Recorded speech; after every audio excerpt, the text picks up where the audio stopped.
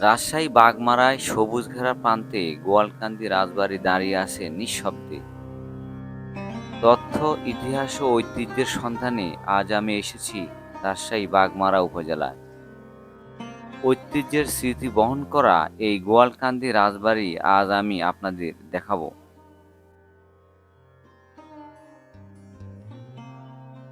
ইতিহাস প্রিয় বন্ধুরা, আসসালামু আলাইকুম। রাজশাহী জেলা বাগমারা উপজেলার প্রাচীন ঐতিহ্য গোয়ালকান্দি রাজবাড়ি।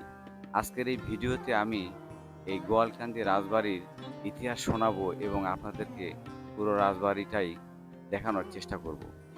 উপস্থাপনায় রয়েছি আমি মোহাম্মদ সালাম সরকার, সহকারী শিক্ষক, তেলকুপ উচ্চ বিদ্যালয়, নাটোর সদর, নাটোর।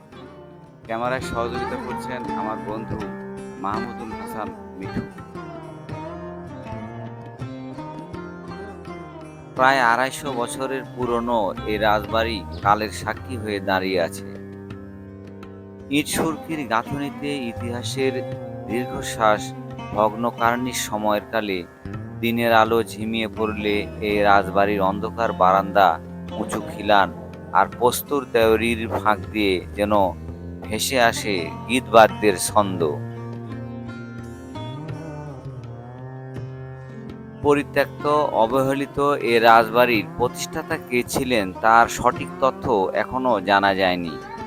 তবে জনশ্রুতি অনুযায়ী ধারণা করা হয় রাজা কংস নারায়ণ অথবা তার বংশধর কেউ এই রাজবাড়িটি প্রতিষ্ঠা করেন। শেষ দিকের জমিদার ছিলেন সতীশ দত্ত, অক্ষয় দত্ত ও অশ্বিনী দত্ত। এই জমিদারেরা ১৮০০ সাল থেকে ছিলেন। তারপর তারা দেশভাগের সময় ৪৮ সালে তেনারা চলে যান। এখানে এরা তিন ভাইয়ের এক ভাই জমি বিনিময় করে।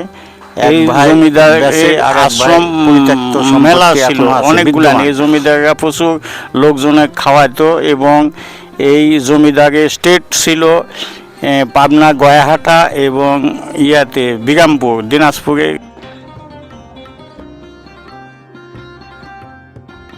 ১০০ থেকে ১৫০ একর জমি পরিত্যক্ত অবস্থায় আছে। এই রাজবাড়ি ছিল সামাজিক কর্মকাণ্ডের কেন্দ্র, যেখানে পূজা পার্বণ, নাট্যমঞ্চ, অতিথি সংবর্ধনার আদান প্রদান চলত।